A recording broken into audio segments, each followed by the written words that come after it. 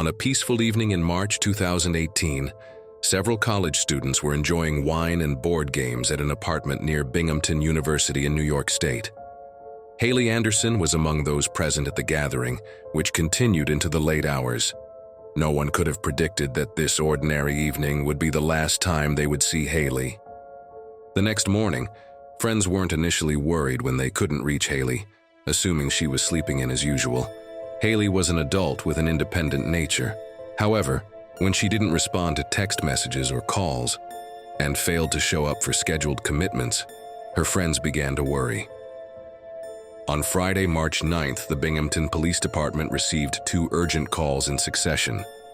The first was from Orlando Tercero's sister, requesting a welfare check on her brother.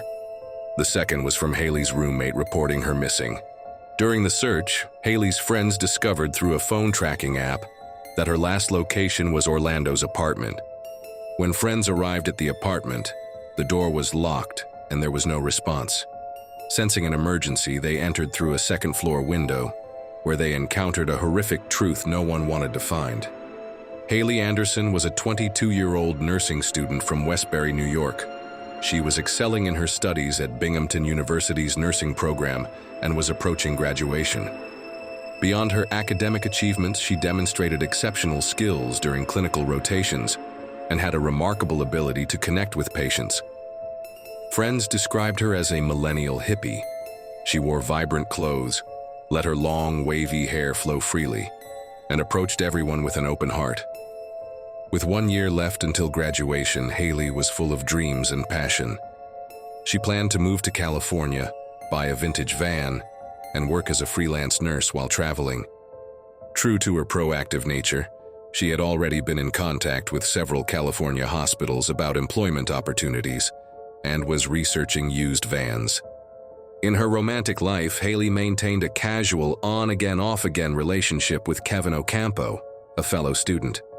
While Kevin genuinely loved her and envisioned a future together, Haley made it clear that post-graduation freedom was her priority. This stance would ultimately contribute to the tragic events that followed. By March 2018, Haley was preparing to return home and begin her career as a registered nurse. Her mother, Karen, was planning a large graduation party, and Haley was excitedly drafting a guest list of over 200 people. Sadly, these joyful plans would never materialize. Orlando Tercero was born in Miami and raised in Nicaragua. Coming from a wealthy family, he chose to study nursing, influenced by his father, who was a physician. He was a dedicated student who enjoyed dancing and drinking with friends on weekends, a typical college student.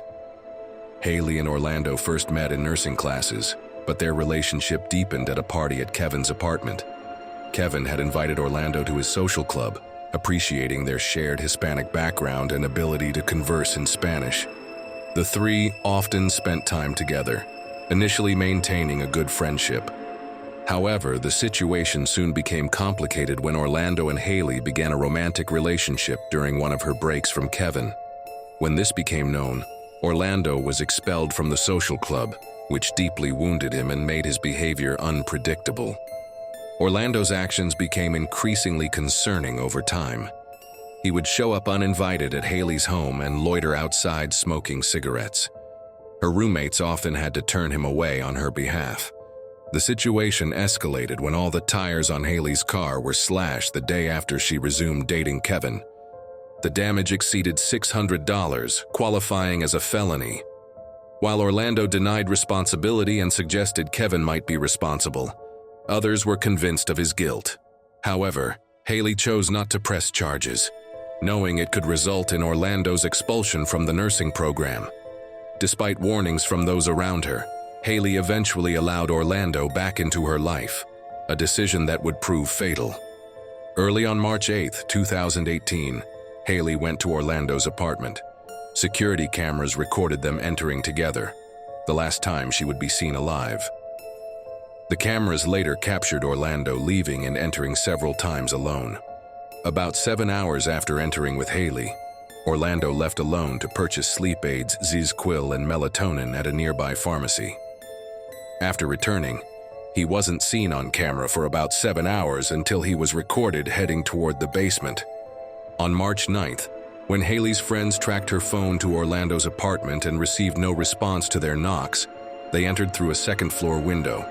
They found Haley's lifeless body in the bedroom, and Orlando was already gone. The evidence found at the scene was shocking. A note written in Spanish read, "I'm really sorry. I never thought I could do something like this," followed by, "Father, I'll see you soon." Notable because Orlando's father had died 5 years earlier. The note appeared to be both a suicide note and a confession. Investigators found a rope and knotted necktie in the basement, along with bloodstains, suggesting Orlando had attempted suicide but failed, likely injuring his head in the process. The medical examiner determined Haley died from strangulation, with marks indicating significant force was used.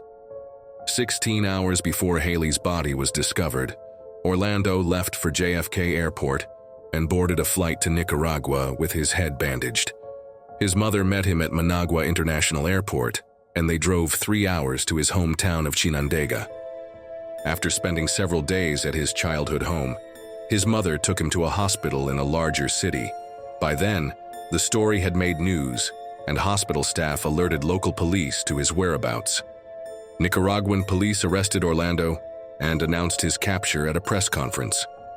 While U.S. authorities were notified, securing his return proved challenging due to his dual citizenship.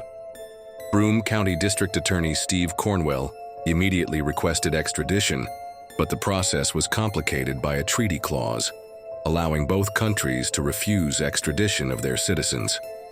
Diplomatic efforts continued for a year and a half. In September 2019, the U.S. Department of Justice received word that while Nicaragua wouldn't extradite Orlando, they would try him there. While he faced second-degree murder charges in the U.S., Nicaragua charged him with femicide, a special category for gender-based murders. The U.S. charge carried a possible life sentence with potential parole, while Nicaragua's femicide charge carried a maximum 30-year sentence without parole. The prosecution team had just 8 days to prepare for trial. Their biggest challenge was establishing effective communication. Nicaraguan authorities permitted video conferencing, allowing witnesses to testify from the Broome County District Attorney's Office to the courtroom in Managua.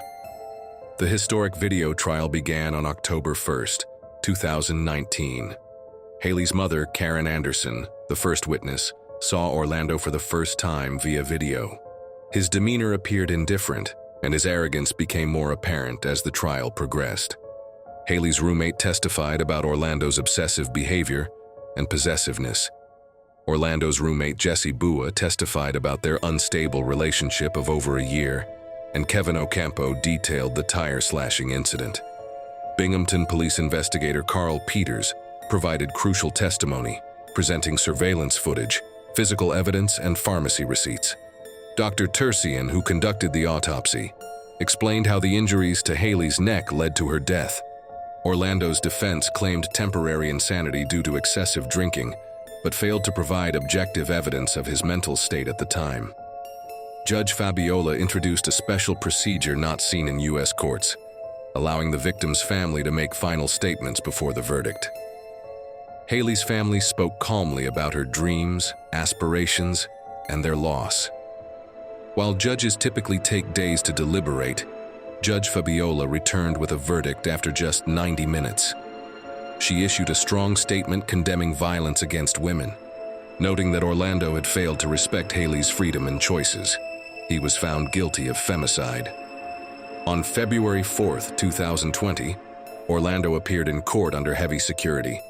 His defense team requested new psychiatric evaluations and argued the sentence was excessive by U.S. second-degree murder standards. The court immediately rejected these claims and denied the appeal 3 weeks later.